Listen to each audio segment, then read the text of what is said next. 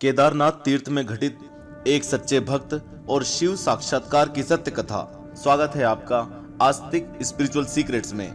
आज हम लेकर आए हैं एक सच्चे शिव भक्त की सच्ची कहानी। यह वाकया केदारनाथ धाम में हुआ था।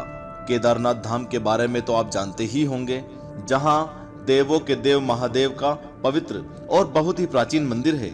यह मंदिर भोलेनाथ के 12 ज्योतिर्लिंगों में से एक है। ज्योतिर्लिंग का अर्थ है जिस शिवलिंग में स्वयं शिव जी की ज्योति विद्यमान है।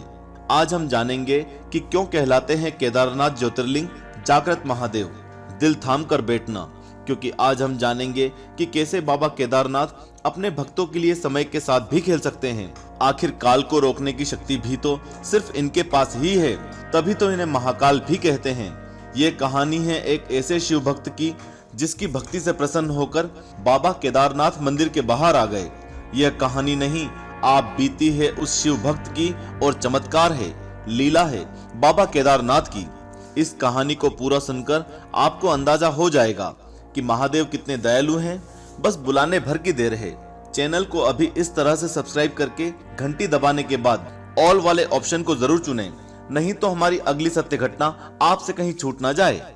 और हाँ, जो भी इस वीडियो को देख रहा है, लाइक और कमेंट जरूर करना। हो सकता है आपके ऐसा करने से बाबा केदारनाथ में घटी ये सच्ची घटना पूरे देश में ट्रेंडिंग हो जाए और सभी शिव भक्तों तक यह सत्य घटना पहुंचे। तो दोस्तों, लाइक और कमेंट जरूर करना। ये कहानी है एक निर्धन व्यक्ति की, जिसके पास शिव की भक्ति के अलावा और कोई धन नहीं था। बहुत समय पहले, जब हमारे देश में बस और ट्रेन की अच्छी सुविधा उपलब्ध नहीं थी, सफर तय करने के लिए धनवान लोग बैलगाड़ी या घोड़े का सहारा लेते, लेकिन गरीब लोगों के लिए पैदल यात्रा करना ही एकमात्र उपाय था। इसी समय एक निर्धन शिव भक्त ने भगवान केदारनाथ ज्योतिर्लिंग के दर्शन करने का प्रण किया और पैदल यात्रा आरंभ कर दी। उसे तो केदारनाथ का सही रास्ता भी पता नहीं था, बस विश्वास था कि बाबा केदार उसको दर्शन जरूर देंगे।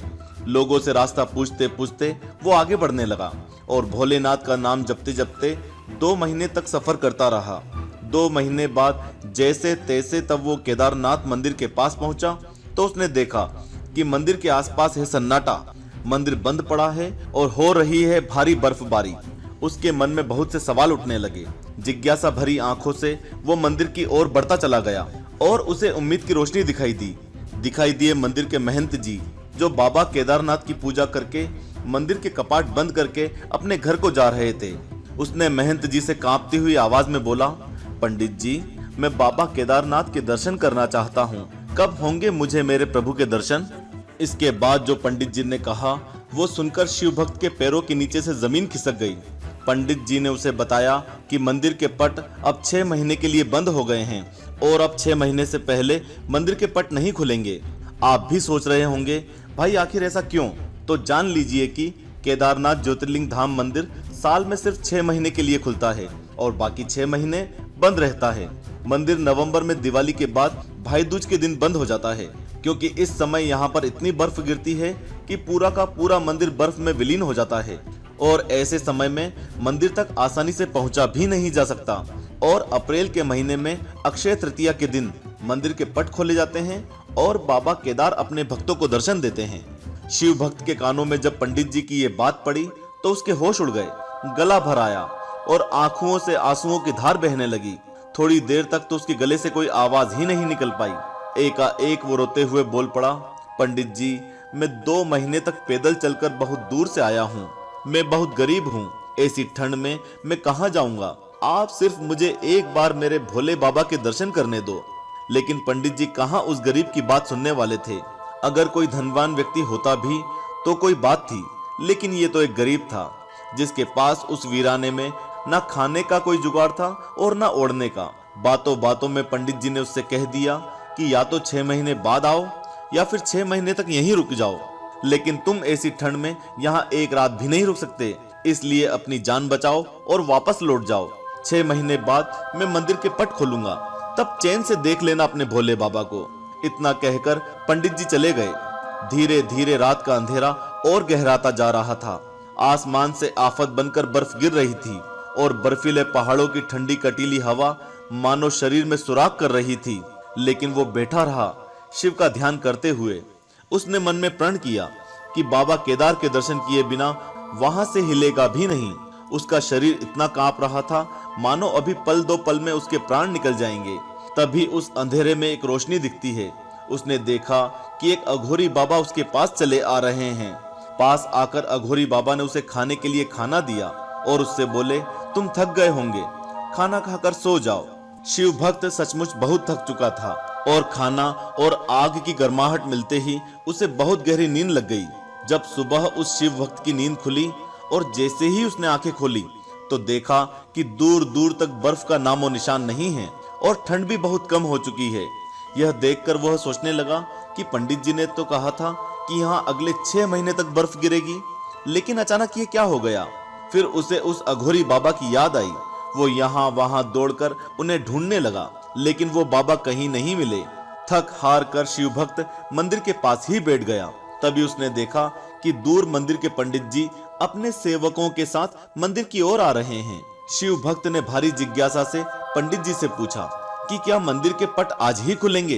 पंडित जी ने जवाब में कहा, जी हाँ, आज 6 महीने की ठंड के बाद अक्षय तृतीया के शुभ दिन मंदिर के पट खोले जाएंगे। पंडित जी अभी तक उस शिव भक्त को नहीं पहचान पाए थे। पंडित जी की बात सुनकर शिव भक्त बोला, महाराज 6 महीने बाद?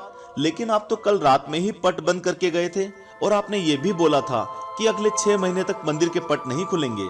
यह सुनकर पंडित जी ने अपने दिमाग पर जोर डाला और बोले, तुम तो वही हो ना जो 6 महीने पहले दर्शन के लिए आए थे, लेकिन पट बंद होने के कारण दर्शन नहीं कर पाए थे।